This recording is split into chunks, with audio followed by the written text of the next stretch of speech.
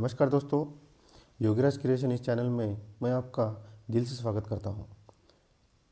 अगर इस चैनल को आपने अभी तक सब्सक्राइब नहीं किया है तो सब्सक्राइब करके बेल आइकॉन को टच करके ऑल सेलेक्ट कर लेना। तो चलिए आज हम देखेंगे कक्षा 6 की दूसरे इकाई में से चौथा पाठ सोना और लोहा। इसमें दिया गया है अध्ययन कौशल्य, विभिन्न धातुओं के नाम और उनसे बनने वाली वस्तुएं लिखो। यहाँ पर उत्तर है धातु तांबा। तांबे से तार, सिक्के, कलाकृतियाँ बनती है। दूसरा है पीतल। पीतल से कलाकृतियाँ, सिक्के और बर्तन बनते हैं। तीसरा है एल्युमिनियम। एल्युमिनियम से तार और बर्तन बनते हैं। चौथा है चांदी। चांदी से गहने, बर्तन, कलाकृतियाँ और सिक्के बनते हैं। उसके बाद में है विचार मंथन। आराम हराम है। उत्तर आराम हराम है यह नारा देश के प्रधानमंत्री पंडित जवाहरलाल नेहरू ने दिया था। नेहरू जी ने यह नारा उस समय दिया था जब देश स्वतंत्र हुआ था। आलस करना या अत्यधिक आराम करना हमारे लिए नुकसानदेह हो सकता है। परीक्षा का समय हो तो डटकर पढ़ाई करनी चाहिए। किसी प्रकार की प्रतियोगिता हो तो उसकी तैयारी करनी चाहिए। ये सोचो, यदि हम परीक्षा की तैयारी करने के बजाय आराम करते हैं तो परीक्षा में असफल हो सकते हैं। हम छोटे से जीव चींटी से भी परिश्रम की सीख ले सकते हैं। वह दिन रात मेहनत कर अपना भोजन इकट्ठा करती है और बरसात के वक्त आराम से मेहनत का काम उठाती है। भाषा की ओर, निम्नलिखित शब्दों को प्रत्यय लगाकर लिखो। शब्द दिए गए सुंदर, गुण, डर, उपयोग, घबराना, दिन। इन्हें प्रत्यय लगाना है ता, वान, आवना, ई, आहट, इक। तो यह प्रत्यय लगाकर यह शब्द बनेंगे। सुंदर को प्रत्यय जब हम लगाते हैं तो सुंदरता, गुण को प्रत्यय लगाने के गुणवान, डर को प्रत्यय लगाने से डरावना, उपयोग से प्रत्यय लगाने से उपयोगी, घबराहट और दिन को प्रत्यय लगाने से दैनिक, यह शब्द बनते हैं। सुनो तो ज़रा, बस रेल स्थानक की सूचनाएं ध्यानपूर्वक सुनकर सुनाओ। उत्तर है बस स्थानक की सूचना। स्थान माथेरान एसटी बस स्टैंड। यात्रीगण कृपया ध्यान दें, माथेरान से मुंबई जाने वाली 2 बसों के समय में परिवर्तन किया गया है। सुबह 9:30 पर रवाना होने वाली बस अब 10:11 पर रवाना होगी तथा सुबह 11 बजे रवाना होने वाली बस दोपहर 12 बजे से रवाना होगी। यात्रियों को होने वाली असुविधा के लिए खेद है। धन्यवाद। रेल स्थानक की सूचना। दादर रेलवे कार्यालय। स्थान है दादर रेलवे कार्यालय। नमस्कार, हम दादर के केंद्रीय कार्यालय से बोल रहे हैं। ट्रैक नंबर 2 पर मरम्मत कार्य चालू होने के कारण आज दोपहर 4 बजे तक सीएसटी से माटुंगा की दिशा में जाने वाली सभी डाउन गाड़ियां ट्रैक नंबर 1 से चलाई जाएगी। यात्रियों को होने वाली असुविधा के लिए हमें खेद है। धन्यवाद। तो यह होगा इसका उत्तर। बताओ तो सही, थर्मामीटर में किस धातु का प्रयोग होता है? बताओ। इसका उत्तर है पारा। मेरी कलम से अंकुरित अनाजों की सूची बनाओ और उपयोग लिखो। अंकुरित अनाज और उसके उपयोग और पोषक तत्व। अंकुरित अनाज है मूंग। इसका उपयोग है सलाद और सब्जी बनाने के काम आता है। पोषक तत्व है इसमें प्रोटीन, कार्बोहाइड्रेट्स, विटामिन ए, सी और ई। दूसरा अंकुरित अनाज है चना। इसकी उपयोग है सलाद और सब्जी बनाने के काम आता है। पोषक तत्व प्रोटीन, कार्बोहाइड्रेट्स, विटामिन सी, के। तीसरा है मटर। इसका उपयोग है सलाद और सब्जी बनाने के काम आता है। पोषक तत्व है protein, carbohydrates, vitamin A, B, C. चौथा अंकुरित अनाज है गेहूँ। गेहूँ के उपयोग रोटी, पराठे, सैंडविच बनाने के काम आता है। पोषक तत्व है विटामिन ई और फाइबर। सदैव ध्यान में रखो, प्रत्येक का अपना अपना महत्व होता है। इसका उत्तर है प्रत्येक वस्तु का अपना अपना महत्व होता है, कोई भी छोटा अथवा बड़ा नहीं होता। बड़ी चीज़ जितनी उपयोगी है, छोटी चीज़ भी उतनी ही काम आती है। बड़ी बड़ी मुश्किलों के कल पुर्जों को जोड़ने वाले नट बोल्ट छोटे छोटे ही होते हैं। सोना अगर कीमती धातु है तो लोहा मजबूत और रोज़ाना काम आने वाला धातु है। दोस्तों, अगर आपने इस चैनल को अभी तक सब्सक्राइब नहीं किया है तो सब्सक्राइब ज़रूर कर लेना, और आपको यह वीडियो अगर पसंद आया हो तो लाइक ज़रूर कर लेना।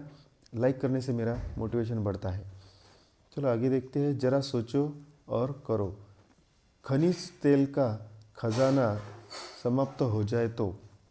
इसका उत्तर है यदि खनिज तेल का खजाना समाप्त हो जाए तो यातायात व्यवस्था ठप हो जाएगी। खनिज तेल से पेट्रोल, डीजल, मिट्टी का तेल, कुकिंग गैस, वैसलीन आदि बनते हैं। खनिज तेल के समाप्त होने से सड़कों पर गाड़ियां नहीं दौड़ पाएंगी, हम यात्रा नहीं कर पाएंगे, रोज़ रोज़ पैदल चलना कठिन काम होगा।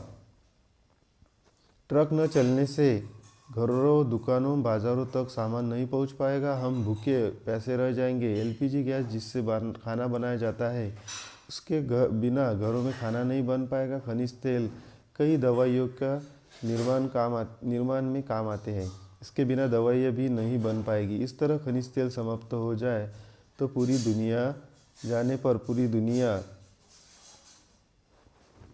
का काम काज रुक जाएगा। सही है या गलत बताओ। सोना और लोहा। प्रश्न उत्तर 1। युद्ध में सोने के अस्त्र और शस्त्र काम देते हैं। इसका उत्तर है सही।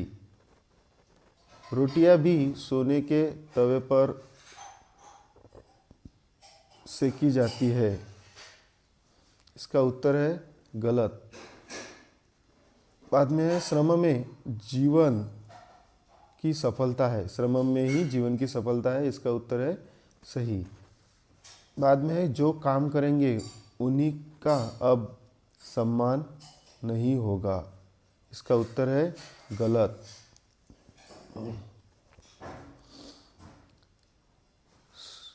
आराम हराम है। इसका उत्तर है सही। बाद में है हमें घमंड करना चाहिए। इसका उत्तर है गलत। बाद में है खोजबीन। रुपयों की नोटों पर लिखी कीमत कितनी और किन भाषाओं में अंकित है बताओ।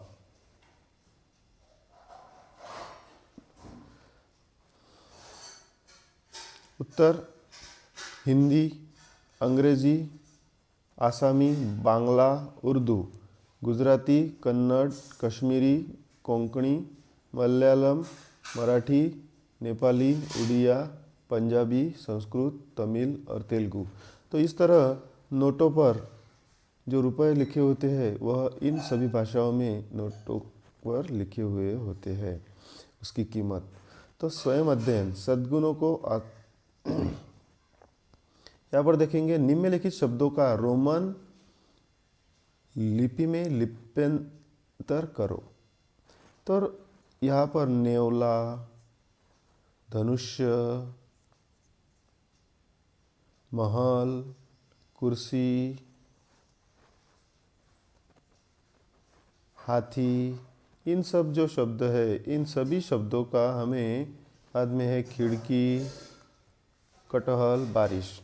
इसका स्पेलिंग, अंग्रेजी का स्पेलिंग मतलब इसे कहते हैं कि रोमन लिपि में लिप्यंतर करो। रोमन लिपि में लिप्यंतर करो मतलब अंग्रेजी में इसका हमें स्पेलिंग लिखना है। तो देखिए यहाँ पर उत्तर होगा धनुष, MAHAL महल, KURSI कुर्सी, BARISH बारिश, KATAHAL कटहल, KHID KI खिड़की, बाद में HATHI हाथी, और उसके बाद में NEVALA नेवला। तो इस तरह इसका हमने रोमन में लिप्यंतर किया है। तो निम्नलिखित कारकों का अपने अपने वाक्य में प्रयोग करो। यहाँ पर कारक दिए हैं ने, को, से और को, से, का, की, के, में, पर और अरे, इस तरह के कारक दिए गए हैं। तो आगे उत्तर है, इसका हम वाक्य में प्रयोग करेंगे। जैसे ने, पूजा ने खाया। को, पूजा ने गौरव को आम दिया।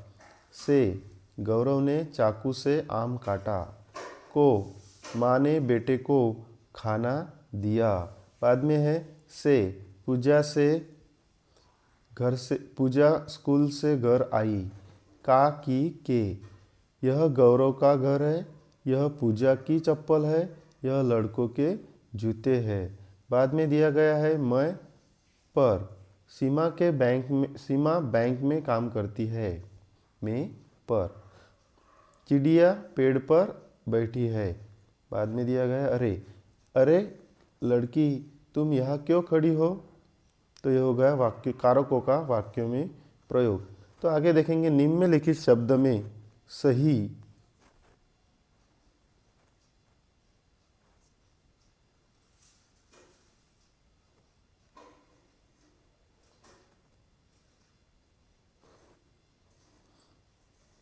निम्नलिखित शब्दों में से सही शब्द चुनकर रिक्त स्थानों की पूर्ति कीजिए। यहाँ पर शब्द दिए गए हैं रक्षा, मूल्य, सेवा, आराम, लद।